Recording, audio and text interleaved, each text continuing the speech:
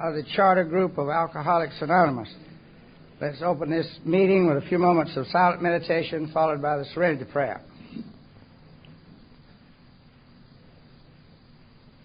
Serenity Prayer. God, grant me the serenity to accept the things I cannot change, courage to change the things I can, and the wisdom to know the difference. I'm a very grateful recovering alcoholic named Joe Nelson. Hi, everybody. It's delightful to see so many people here at this meeting that has sort of become a tradition with the charter group to move once a year from our regular meeting at Peachford Hospital down to either downtown or near the airport as it happens to be at this time.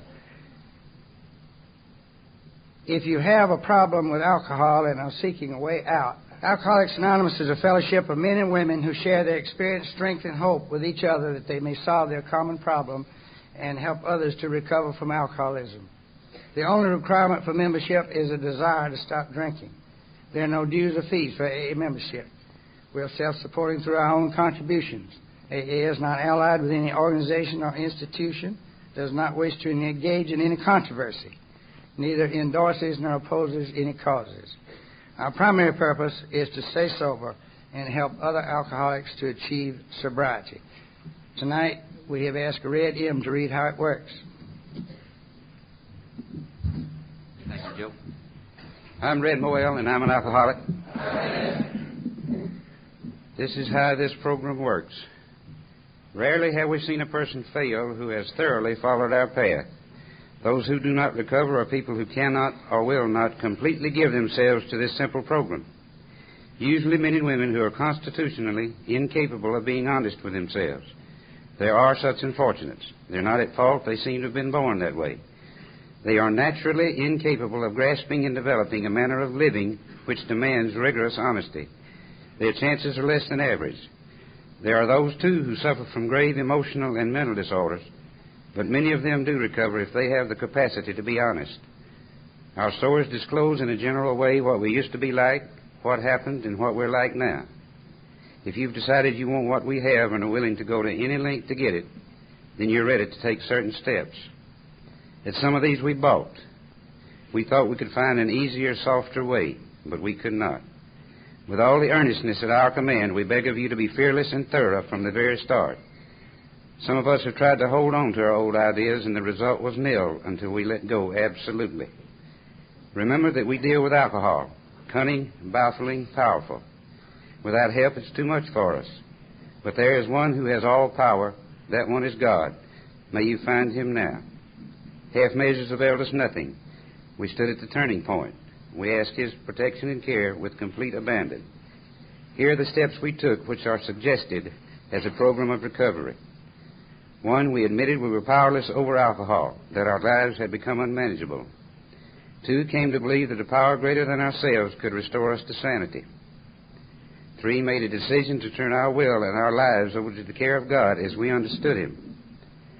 4, made a searching and fearless moral inventory of ourselves. 5, admitted to God, to ourselves, and to another human being the exact nature of our wrongs. 6, were entirely ready to have God remove all these defects of character. 7, humbly asked him to remove our shortcomings. 8, made a list of all persons we had harmed and became willing to make amends to them all. 9, made direct amends to such people wherever possible, except when to do so would injure them or others. 10, continued to take personal inventory, and when we were wrong, promptly admitted it.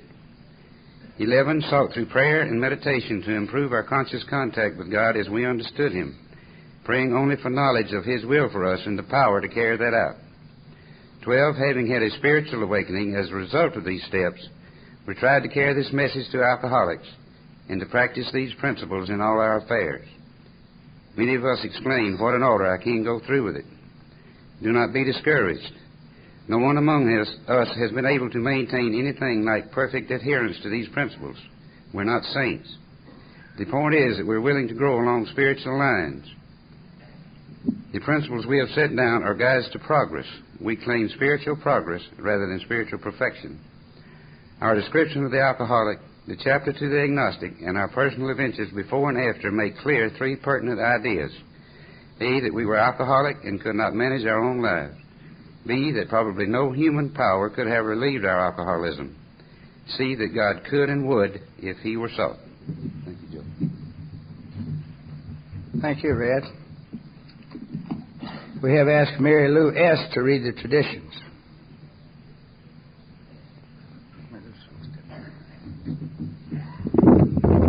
Thank you. I'm Mary Lou, and I'm an alcoholic. And these are the 12 traditions. 1. Our common welfare should come first. Personal recovery depends upon AA unity. 2. For our group purpose, there is but one ultimate authority, a loving God, as He may express Himself in our group conscience. Our leaders are but trusted servants. They do not govern. 3. The only requirement for AA membership is a desire to stop drinking. 4. Each group should be autonomous except in matters affecting other groups or AA as a whole. 5. Each group has but one primary purpose, to carry its message to the alcoholic who still suffers. 6. An AA group ought never endorse, finance, or lend the AA name to any related facility or outside enterprise, lest problems of money, property, and prestige divert us from our primary purpose. 7. Every AA group ought to be fully self-supporting, declining outside contributions. 8. Alcoholics Anonymous should remain forever non-professional, but our service centers may employ special workers. 9. AA as such ought never be organized, but we may create service boards or committees directly responsible to those they serve. 10. Alcohol has no opinion on outside issues. Hence, the AA name ought never be drawn into public controversy. 11. Our public relations policy is based on attraction rather than promotion. We need always maintain personal anonymity at the level of press, radio, and films. 12. Anonymity is the spiritual foundation of our traditions, ever reminding us to place principles before personalities.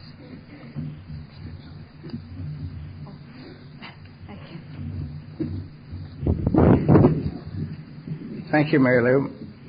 We've asked Sarah D. to read the promises.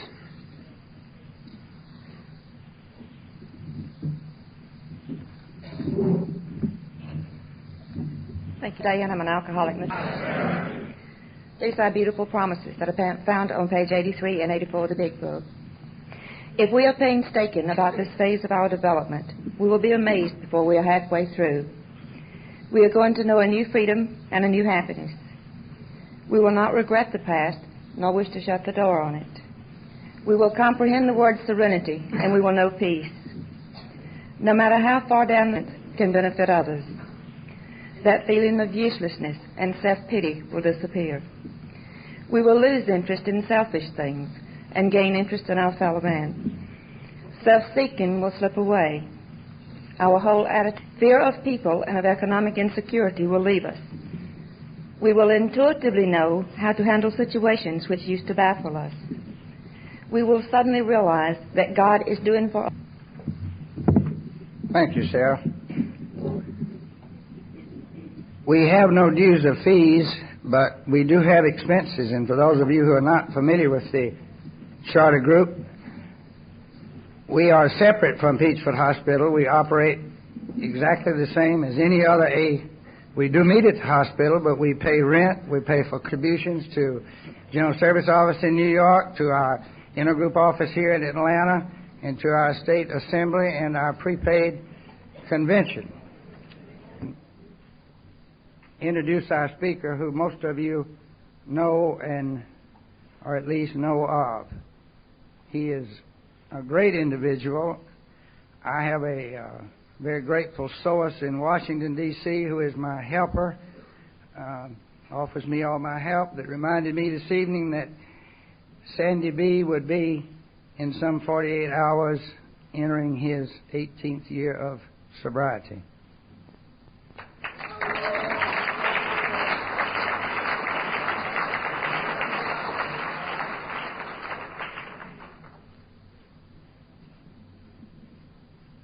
I'm not going to take but 1 second maybe two, to tell you something about him that I heard this that I think says it all about him. I was speaking with a chap who Sandy happens to sponsor, and he said, I did not know that Sandy was his sponsor, and he said, he affirmed me and loved me in all my brokenness. That is the type man, the type program that he has. Let's give a nice charter group welcome to Sandy B. from Washington, D.C. Sandy. Thank you very much. There we go. Good evening, everybody. My name is Sandy Beach, and I'm an alcoholic. How are you all doing? I am indeed grateful to be here tonight and to be sober and to be at another AA meeting. It's my favorite place to be, is at these meetings, and I do enjoy them immensely, and I thank Conway for asking me down. I'm always delighted to be part of this. And if we have any guests who are at their first AA meeting or anybody who is new to the fellowship, this is a typical Alcoholics Anonymous meeting that we're having.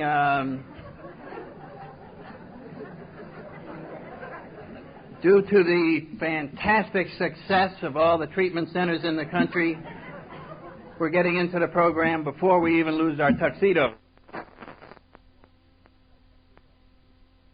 We talk about early intervention. I took open my first bottle of wine, and I'm here.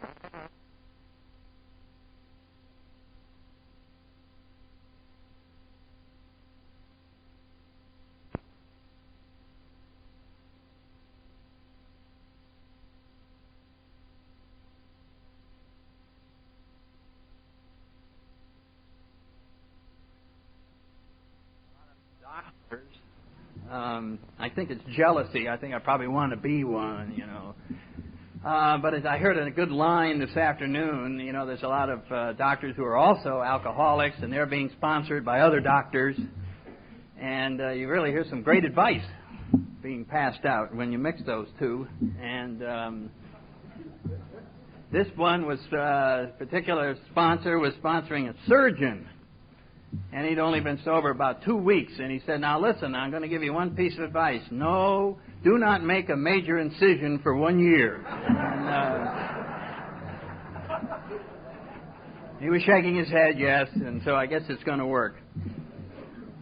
Anyway, it is customary at an AA meeting to share a little bit about how we got here and what the illness was like for us. And then a little bit about the AA program. And I just could talk and talk about Alcoholics Anonymous. I cannot properly put it into words how I feel about it. It's just the most remarkable fellowship that I could imagine in my mind. And yet, when I think back during my childhood and growing up and my drinking years, it's the last place I ever would have wanted to be. If you had described it to me, I would have said, wonderful, but I sure don't hope I don't end up there. I mean, that was the feeling. No matter how well you describe it, it's not the kind of place you would actively seek out as an alternative to some other lifestyle until the other lifestyle becomes vomiting. Then, maybe I'll check it out. It's one of these strange things that the best deal of all is the last resort. It's really strange, but that's the way it is with spiritual programs, I'm beginning to realize, as they are disclosed to us, and they are through religions and various philosophies and so on down. They sound interesting, and they really sound like they're going to work, but they don't look like they'd be any fun. And I can remember hearing about that as a little kid. You know, I'm in church, and I'm hearing about spiritual principles. I suppose we were all taught some of them growing up, and I heard about them, and I thought there'd be a damn good deal later. Because as I analyzed them in my own personal life, they were going to cramp my style severely. I mean, I don't know about the God that you were taught about, but the one I was taught about was, I don't think would have approved of most of my life. And so if I had gotten into that, I would have had to change. And the people who were not out carousing and drinking looked like they were dulling away.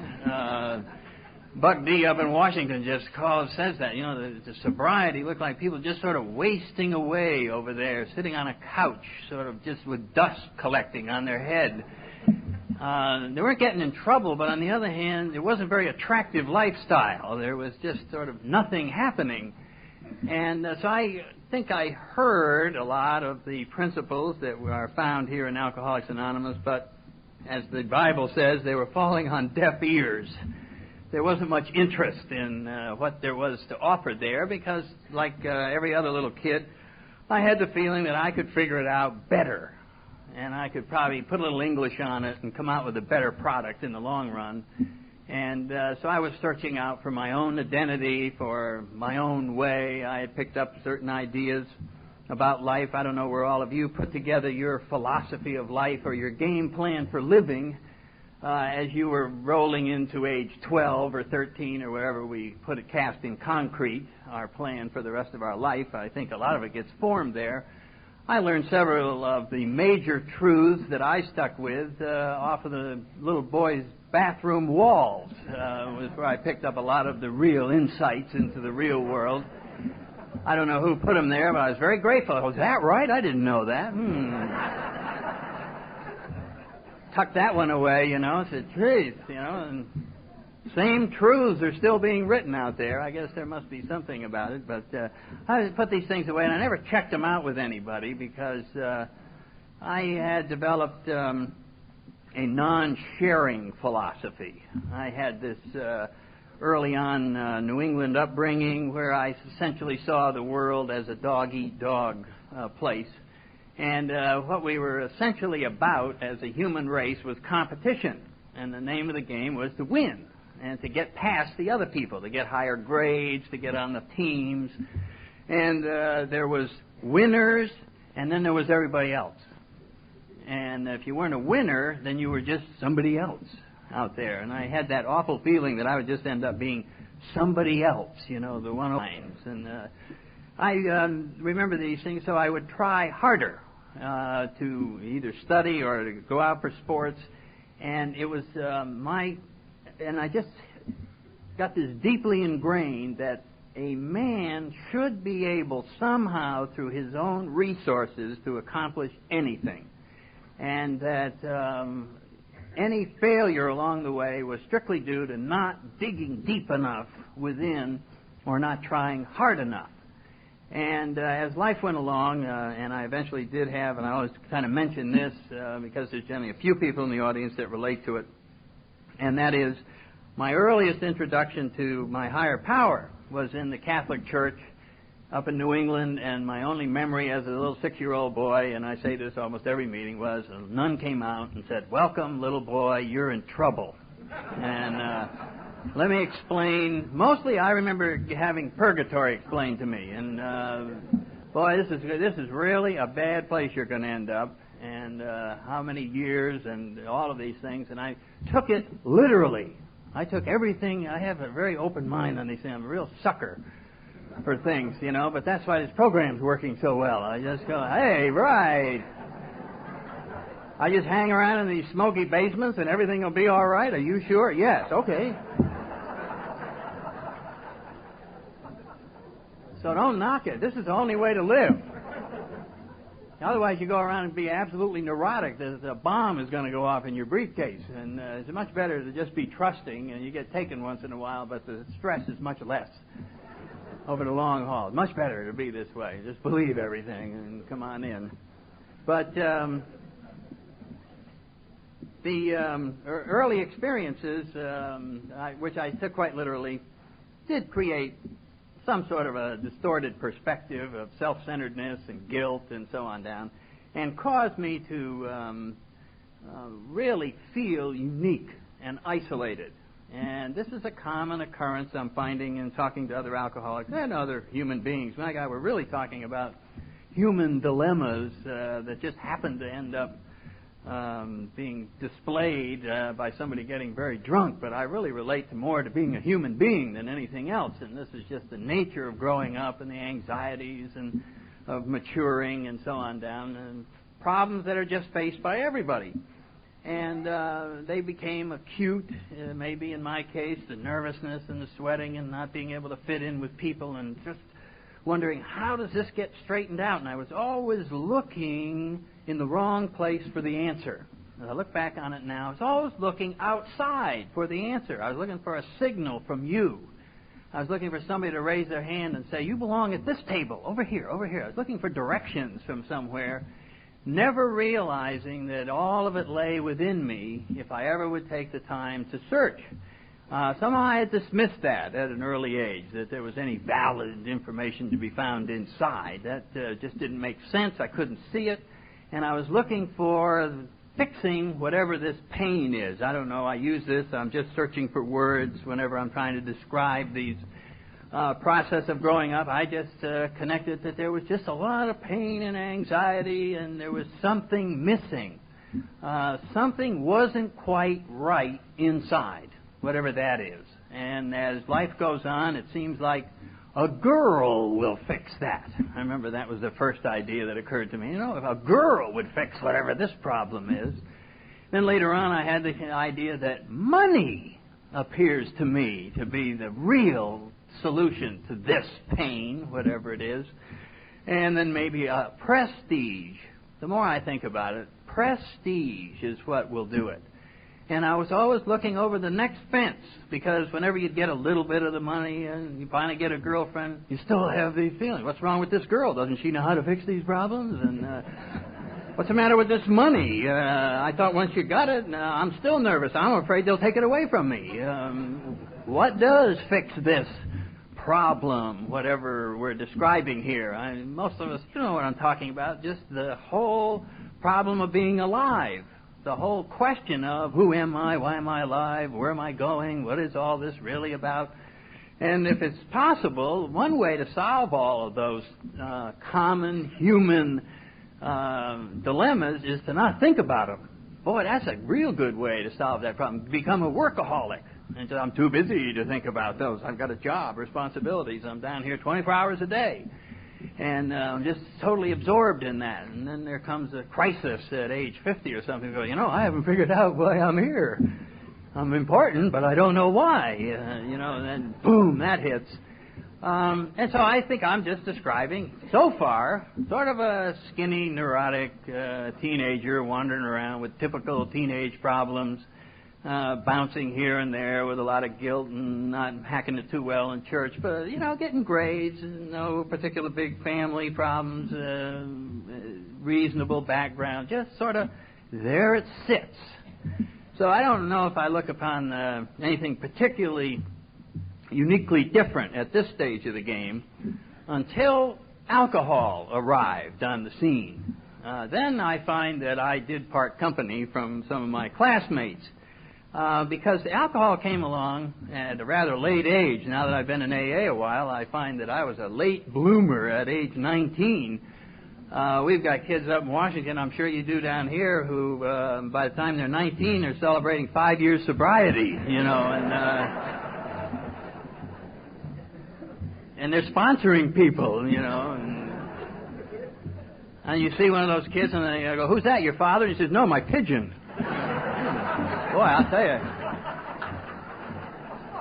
AA is changing daily as you look around, and that's great.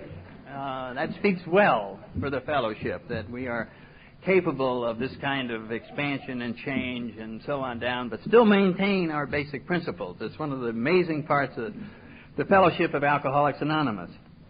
But at any rate, the day came when drinking was appropriate behavior. It certainly was. Other people my age and peer group had been drinking for a year or two, so I think it was kind of unusual that I was holding out. But if I recall, there was some ground rule within the church that if you didn't drink till you were 21, you got 500,000 years off from purgatory. And I vaguely remember sort of shooting for that. But there came emergency situations that obviously were more important than purgatory. It's amazing how the daily things and the way we balance things out. You ever notice when we lose our perspective and you just go, no, this one more drink is more important than my family and my job. Bloop, and down it goes. Strange way you think. But anyway, I did have a drink during a social event where I was particularly nervous. There were people all around, and I drank the whiskey down and had the feeling that it didn't work. I sat there sort of panic-stricken. I had been guaranteed certain results from drinking whiskey by my roommates. One of them was you would feel good. And I'll tell you, I really wanted to feel good. That had not been something, a close friend. I had not been feeling good in a long time. And I really felt for the longest, the first 5 or 6 minutes, that I was going to be left out of the effects of alcohol. But as I like to say, about 10 minutes went by with a couple of drinks down, and I sat there puzzling about why alcohol wasn't doing anything to me when I looked up and saw that all of the people in the room had been changed by the alcohol. And they were all smiling and waving at me and saying, "Hello, you over there. You haven't joined any groups yet. Come over with us. We like you intensely." And I went, "Really? I've never been around people who like me this much. Let me join in." And I was overwhelmed with love. I drank, and people love me. And you say, it's just amazing how wrong that is. We're just incredibly lovable from our side. I just saw love in your eyes, and you wanted me over there, and I came over and bored you with 12 jokes, and you just loved it. And I just sat there. Found in about 10 minutes, as far as I was concerned, was the secret of life. Period. It just went right in there. This is something. I already was thinking ahead. If this works here, it'll work in classroom situations, it'll work in traffic jams, it'll work in family reunions, it'll work at funerals, weddings, recitals, plays, movies, football games.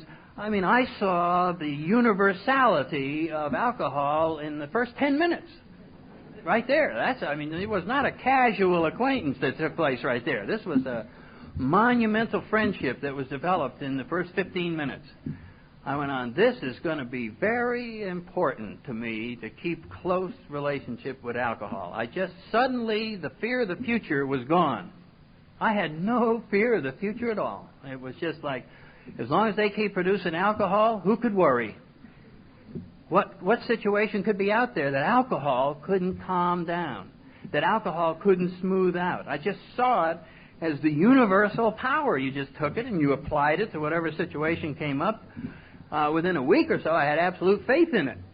I knew where to get it, how to handle it. I had gotten over throwing up and dry heaves and all that. I got that out of the way right away and was on my way with a special power.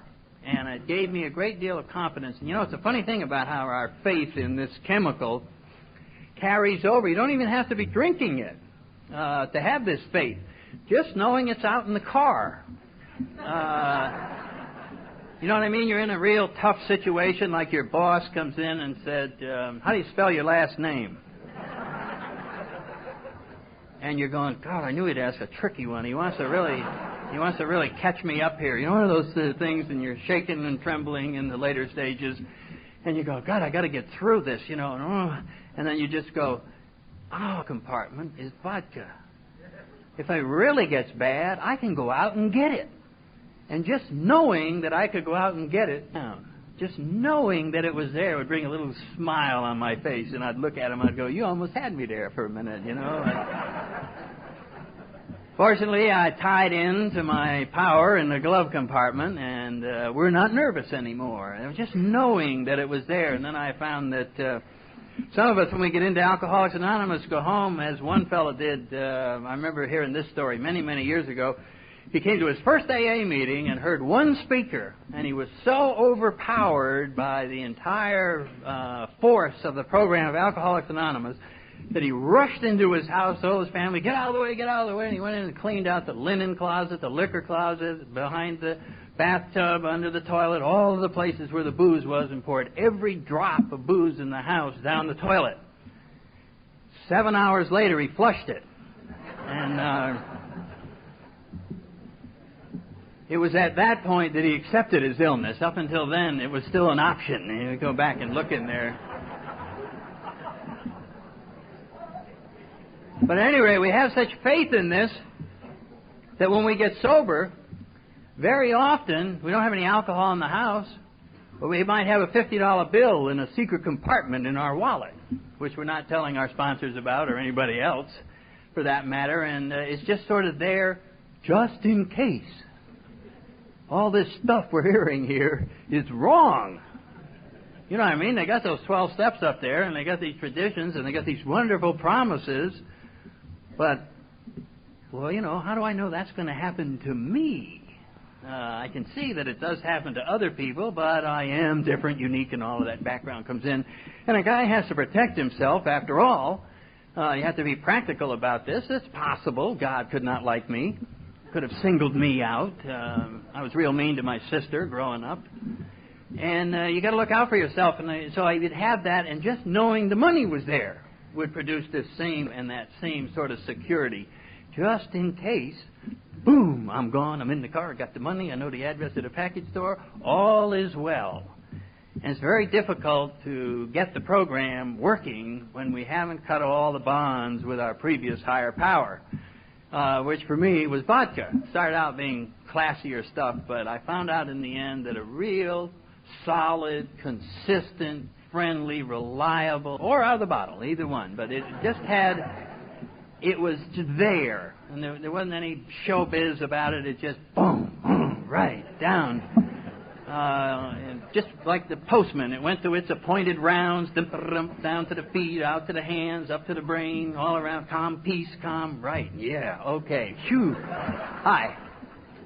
You know, and what do you got, world? What do you got out here? What do you got for me today?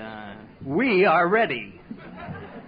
And I really relate to that. I think it was Sammy Davis Jr. Somebody was telling Dean Martin he's going to go out and sing sober, and Dean Martin said, "You're going out there alone? Go in front of that crowd alone?" And I really related to that. You don't want to be alone in this world. It's too rough being out there alone. And, of course, that's where I felt I was. And because I didn't share. I didn't fit in. I was not part of a group. Because at age 19, I took a detour in the growing up process. I stopped, and I found that most of us who end up relying on some other alternative power base do stop maturing. We continue to ripen and age, but the maturing process seems to stop. And therefore, our relationships with other people cease, and we're just not part of our peer group anymore. We're just a distant. And it's a very strange feeling. It's just one person against the world. And you see people relating, you understand that they believe they're relating, and you start developing emotions like a monkey does. Oh, I see, you should smile. Good, I will feel that way. And it doesn't come from inside. It isn't real. And you're trying to show it like you see the neighbor showing love to his children. Oh, yes, I see, hug, kiss, do all those kind of things. But it isn't, you don't mean it. And you know you don't mean it. And you hope they don't know that you don't mean it. And you're terrified they're going to find out that you don't mean it. So you don't do it anymore. Because it's better that way. They can be in doubt. And it's a very painful existence. Much better served by drinking more so that you don't think about these kinds of situations. And there were a lot of painful ones. Just by way of background music, I ended up in the Marine Corps and flew airplanes for 12 or 13 years, and that's how I got my drinking money, was flying around, and that was my source of income. All drinkers need to get income or a gun, one or the other. And because you must have alcohol. It's an absolute essential in this whole deal. It just won't work without it. And so my life story goes through being a pilot and flying around. It's very exciting, but it doesn't have anything to do with alcoholism. It was just that's sort of like, what part of the country are you from? And so I'm from Marine Corps, New England. And it doesn't add anything to the story, but some people keep track of things like that. And they go, I wonder where that guy's from. I don't want to go to that part of the country. But I did do that drinking in the Marine Corps. It was a lot of fun, a lot of excitement, and so on down. But deep down inside, I knew something was wrong. I knew something was getting worse every year. That I didn't know what it was. Naturally, I tried to search the world out there. I would look, I would go, well, I'm having too many kids. There's 6 kids around. I don't have any money left over. There's no place at the table to sit down, and crowded around the house.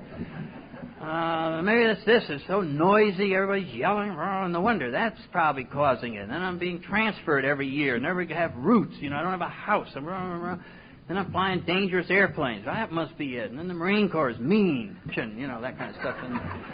And maybe that's why I don't feel good and don't fit in. But there was this sense of going nowhere.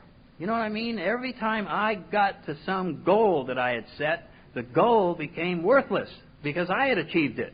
And I remember finally becoming a captain and a pilot and being in this big fighter squadron, and I felt like this is nothing. I'm here and it has no value. There's no meaning to my life to be here. Maybe it's next week I'm going to find out something. And one way to deal with all of these problems is to keep a party going all the time. Just keep it going, with people telling jokes and all that, and then maybe if you just stay stimulated all the time, you wouldn't sit back and contemplate suicide or whatever was going on in our brain. Just stay involved. Just keep busy, drinking, partying, this kind of stuff. But that you can't do that. As a human being, there comes a time, no matter how hard you try, when you turn around and there you are. Boom! Oh, God, I'm here. And then it starts. And that damn brain starts in. And it goes, oh, I'm glad to see you. It's, like it hasn't seen me in a while. I've been busy. And my conscience corners me in a bedroom or something. He says, where have you been? What about 1953? What about 1957? What about your mother-in-law? What about this thing here? What about the money you owe? If your commanding officer ever does that, all of these true facts and all these things I had never done. I never had taken out insurance policies. I didn't have health plans. I didn't have this. I never went to the dentist. All of the normal things that are just stockpiling up, the bills, all of the things undone are just there. And I'm going, I hate all those things. And I hated them because I hadn't done any of them. And they were always there. Life was going by me, and I had never lived it. And I had a tremendous fear of death. Oh, it was just awful.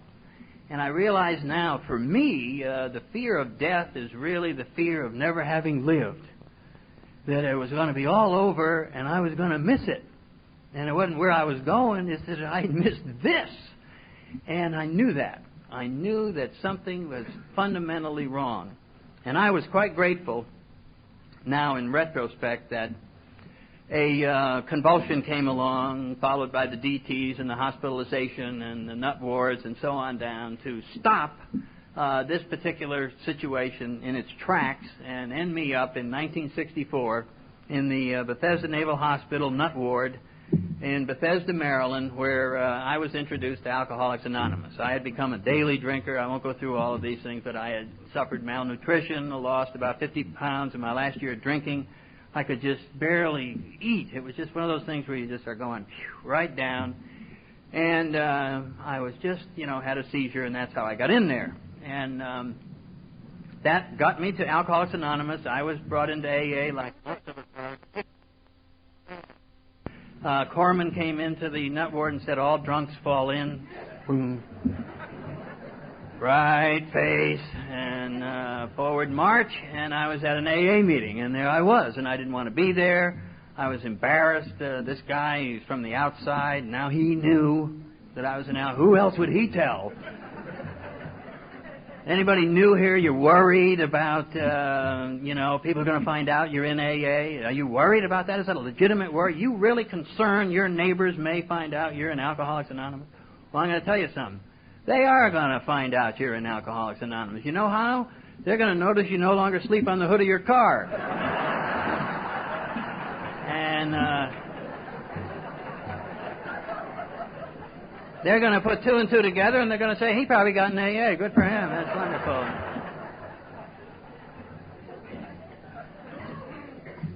But anyway, I did get in here, and that's how most of us get in here, ordered in. Had a great sponsor, a real tough guy in the Marine Corps, and we hit it off pretty well. Hit it off meaning, get in the car. And it was a very strong relationship. He just grabbed my arm and sat me down, and I just didn't drink. And now the years have gone by, and it's been a marvelous sobriety. It has been a great growing up experience. It's been very painful. There's been all of these things that had never been done before, and I'm kicking and screaming. I've been forced into them, pushed into them by other people in the group. They're going, well, you haven't done this yet. You're going to have to do that. Oh, when does it end? I thought you could just stop drinking. Isn't that all? You know? Oh, no. That doesn't have anything to do with sobriety. I'm going, what the hell are you talking about? I thought not drinking was the name of the game. Oh, that's just our ad.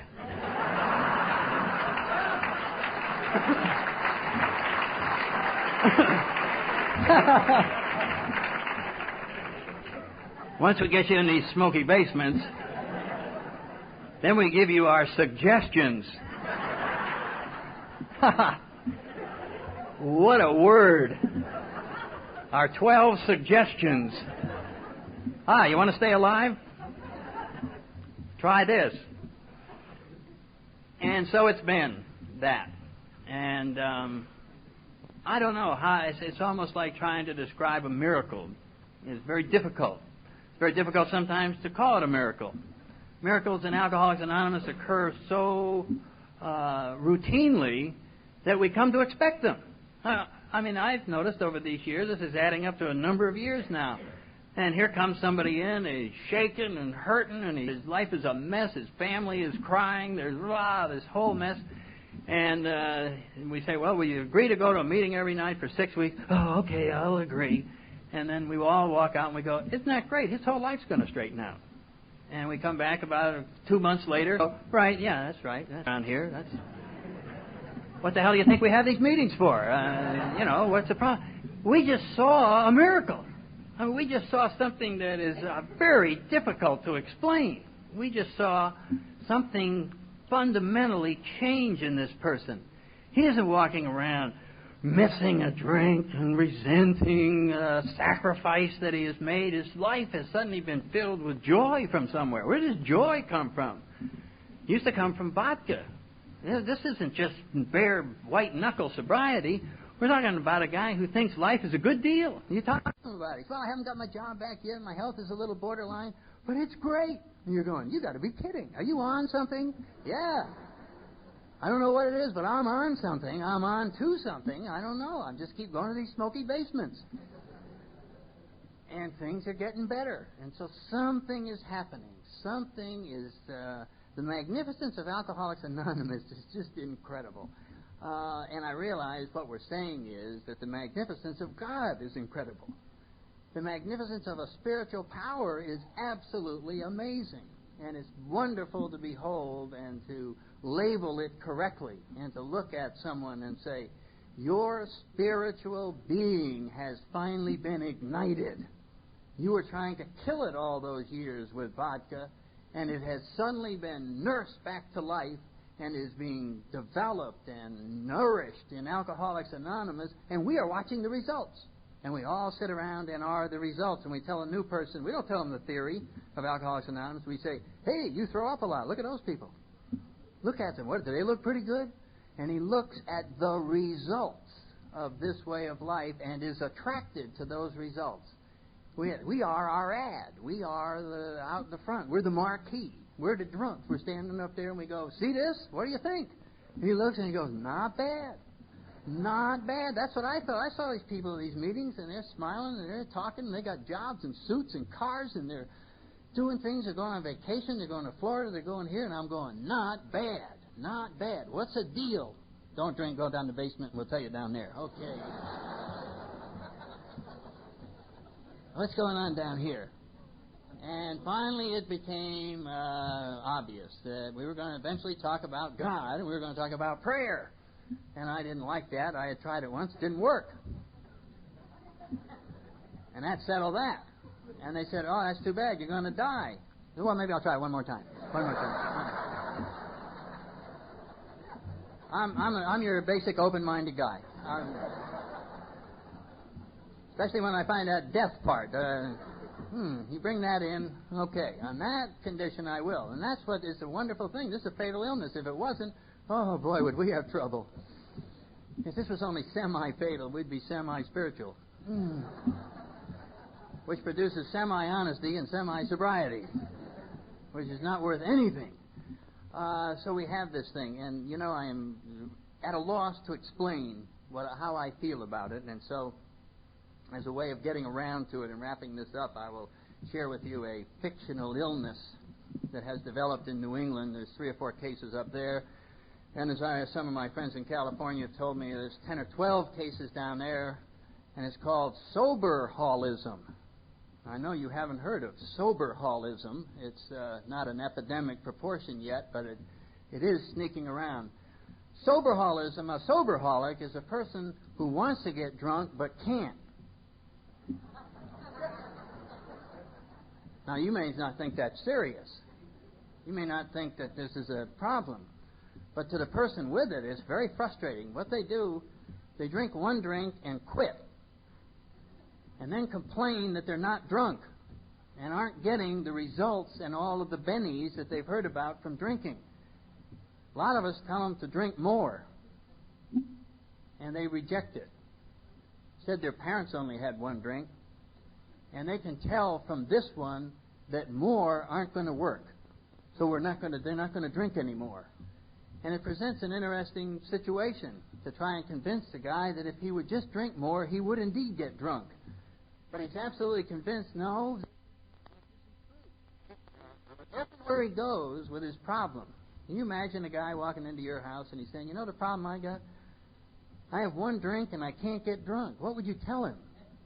You'd say, you can't get drunk on one drink. You got to drink like 10 or 12. He said, no, I can tell after the first one that if I did take the 10, I wouldn't end up there. And you'd look upon this person as a rather obstinate person with other problems than soberholism. One of them being a closed mind, some other demented problem. And you say, the truth is so obvious, I can't believe this guy is standing here looking me square in the eye with the proposition that he doesn't believe if he drinks enough, he can get drunk. I mean, it's absolutely preposterous, and we would sit there, and he would go from one end of the country to the other and never hear anything else. Everywhere he went, he'd get the same damn message. Drink more. Drink more, man. That's your problem. You're not drinking enough. If that's what you want is to get drunk. And so we come into AA, and you might not see any similarity in here, but I sure do. We come in here, and we get a guy, and he's saying, oh, I got problems. Boy, have I got problems. And I'll give you a couple of examples. Guy will come in and he'll say, well, I just lost my job, and I'm not sure I'm going to find another one, and you told me this was a sharing group. You told me Alcoholics Anonymous was a place to share your problems, so I'm going to dump it out on the table. What do you do about unemployment? So we start around the table, and the first dummy says, have you tried the Serenity Prayer? And the guy says, the Serenity Prayer? I don't have a job. I'll pray when I get the job. Who's next over there, please? Serenity Prayer. Next guy said, have you turned your life over to the care of a higher power yet? And the guy's looking at him going, you don't understand, I have unemployment. My family's going to starve to death. And it goes all the way around the room, and they're talking about, how is your spiritual condition? Have you taken an inventory yet? And he goes all the way around back, and here's nothing but a broken record at the meeting. So he does what anybody would do. He changes groups. Goes to another AA group. He says, I don't think I explained the damn problem right. Or they wouldn't have been coming up with answers like that. I probably didn't emphasize the real problem, which is I don't have a damn job. It was a Serenity Prayer. And he goes way out in the southern part of Georgia somewhere and brings it up way in the woods there. These people understand. Starts in with the thing about the no money and the job, and right off the bat. You tried that Serenity Prayer yet? You've got a sponsor? And you're going, what is this? People don't hear? People don't hear that I'm walking around with these problems? And it's almost like the drinking was. I look back on the drinking and I went like this. When all else fails, drink. That was the early stages. Then my philosophy as life went along was, right before everything almost fails, drink. Then I got into advanced drinking, and I said, drink first, and then look how everything looks. And it didn't look bad. So I didn't complain. It was like an answer. And we come into AA, and we use prayer as a last resort. When all else fails, pray. When all else fails, resort to a higher power. When your whole life is about to collapse, then call upon this higher power in emergency. And we come around and we say to somebody, what is your problem? Oh, I'm just so uptight. I'm just so nervous. Have you tried prayer? Oh, yes. Well, pray more. Oh, no. I can tell from the first two that if I did 80 more, it wouldn't do any good. Well, you're wrong. The answer is more. And he goes, I'm going to go to another group. And he goes over there. And he's just like the guy who can't get drunk. He's going around and he's hearing the truth everywhere he goes, and he's looking all. And if you ask him what he's doing, he says, I'm looking for the truth. I'm searching the world to find the truth. And he's hearing it every single place he goes. He's hearing it from his friends. He's hearing it every single boom-a-de-boom. It's like a broken record. More, more, more. What we have, in my opinion, is a solution. We have the solution. I believe that we have a power that's capable of doing anything. I believe this power that can get an alcoholic who is so negative and in a matter of a week put a spark of life in there that is infectious, put a spark of life into a human being that was about to commit suicide that's now running around saving the world, is a rather powerful power. And to resort to that only as a last resort is to have our priorities wrong. And I think in AA we came up with a slogan that says, first things first. Go to the higher power first, and then come back and let's look at the problem. And the funny thing about that approach to life, rather than zeroing in on the problems, analyzing, figuring out what the hell they are, we go to the solution first. Always go to the solution. AA is a solution. There was a Beatles song that says, there are no problems, there's only solution. And what we have here is the solution. And what a solution. And we don't solve any problems in Alcoholics Anonymous. Alcoholism for us has never been solved. It's been removed. It went away. I don't know where the hell it went. I have no idea why I'm an alcoholic, why it would be any of those dynamics. All I know is I don't think about it anymore. It went somewhere. It went away. It went off like some of my childhood went away. And I'm thinking about different things. I'm at a different level. I have a different higher power. I have a way of growing.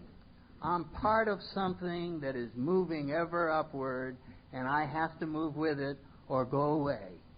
And I don't want to go away. And if you're new, I don't want you to go away. Because you can't get to this place alone where we can get together. That is the message that's here. You can't get there alone. That's why we stay together. And where we get, it is incredible. And if you are new, you stick your hand out, we're going to grab it, and then next year I'm going to be sitting out there hearing where you are. And I'm going to enjoy immensely where you are because I'll be part of it. And it'll be part of my joy, too, sharing where you are. All of you that are here tonight, I love you desperately. You're just a wonderful crowd, and thanks a lot.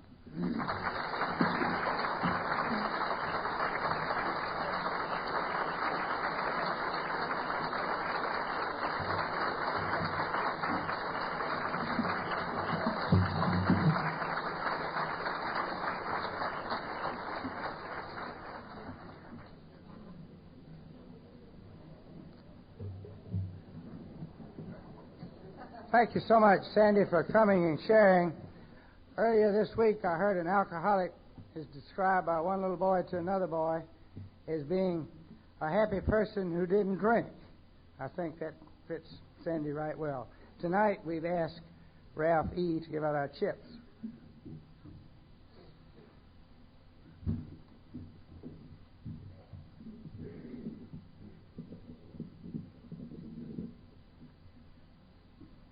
My name is Ralph Edgar, and I'm an alcoholic. Hi, everybody. It's good of you to share with us, Sandy. We love you here, and your dedication and work in this beautiful fellowship is truly an inspiration to us. And here at the Charter Group, we have the chip system. The chips are merely a symbol of our progress in our program. They mean different things to each of us.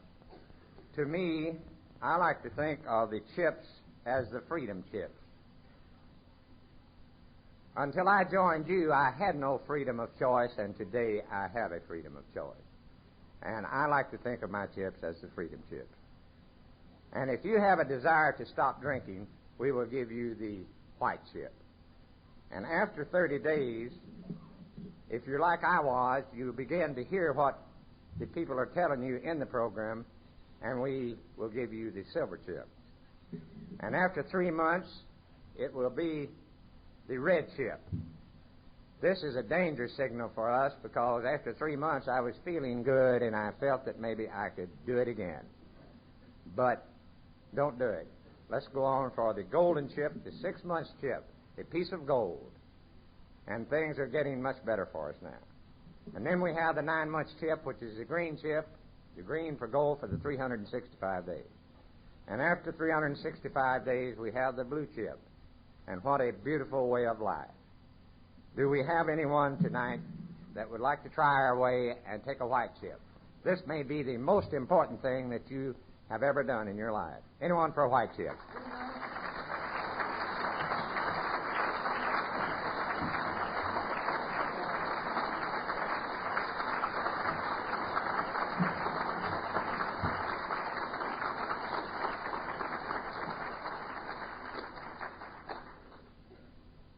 Anyone for 30 days? The silver chip. Come on.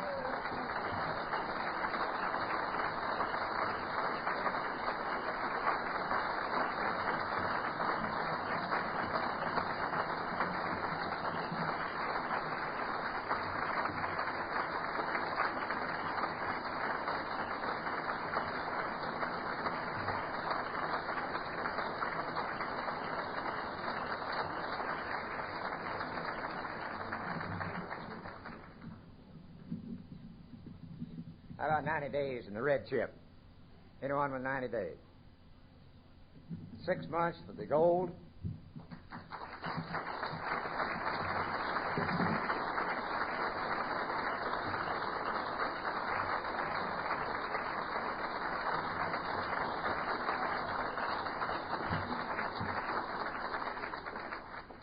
That's the added benefit you get if you're giving out the chips. How about the green? 9 months. Any sneakers for a year? All right.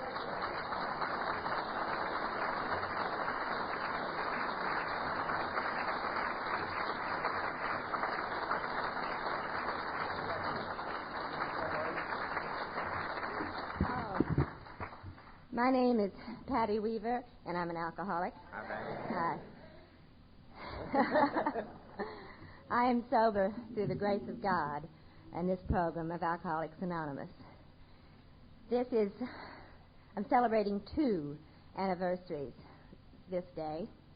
Without the first, I'm celebrating my 9th year in Alcoholics Anonymous today. And also, I'm celebrating, I've been married 1 month today, and I'd like for you to meet my husband, Bill Weaver. Stand up, Bill.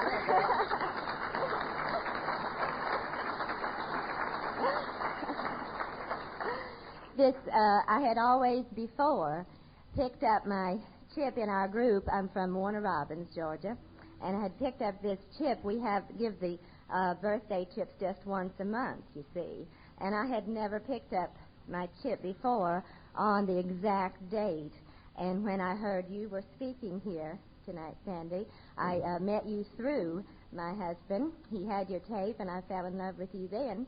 Loved your, and I'm so glad that I could be here and share this with you all. Thank you.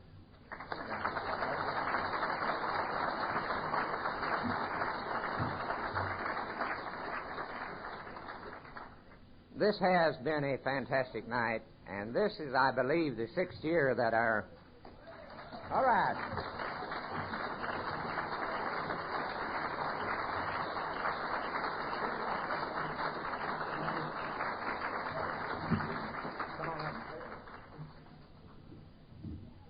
I wasn't planning on this.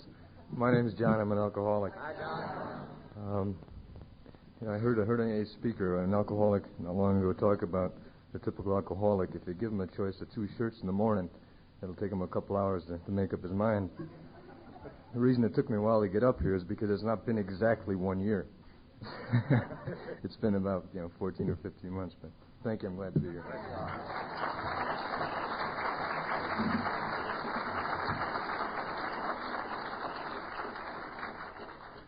This has been a special thrill for me tonight. It is our 6th year to have the conference here on drugs and alcohol.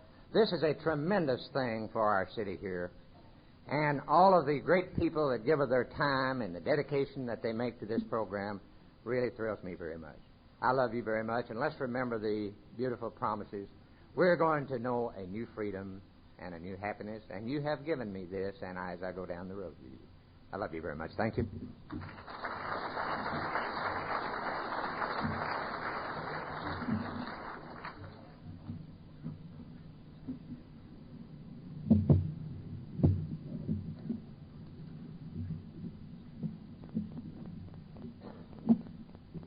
Our 12th tradition reminds us that anonymity is the spiritual foundation of all our traditions, ever reminding us to place principles before personalities. It's all right for me to say that I'm an alcoholic and attended this meeting. It's not all right for me to say that you're an alcoholic or that I saw you here. I'm going to ask LEC if he would come up and lead us in the Lord's Prayer. Those of you that will join us, please stand and join hands.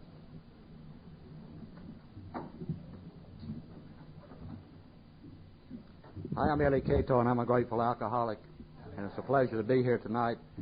And I cannot think of a better way for us to close a beautiful program such as we've had here today and crystallize that in our memory as by saying the Lord's Prayer. So if you'll join me at this time, we will have the Lord's Prayer. Our Father, who art in heaven, hallowed be thy name. Thy kingdom come, thy will be done, on earth as it is in heaven. Give us this day our daily bread, and forgive us our trespasses, as we forgive those who trespass against us. And lead us not into temptation, but deliver us from evil. For thine is the kingdom, the power, and the glory, forever and ever. Amen.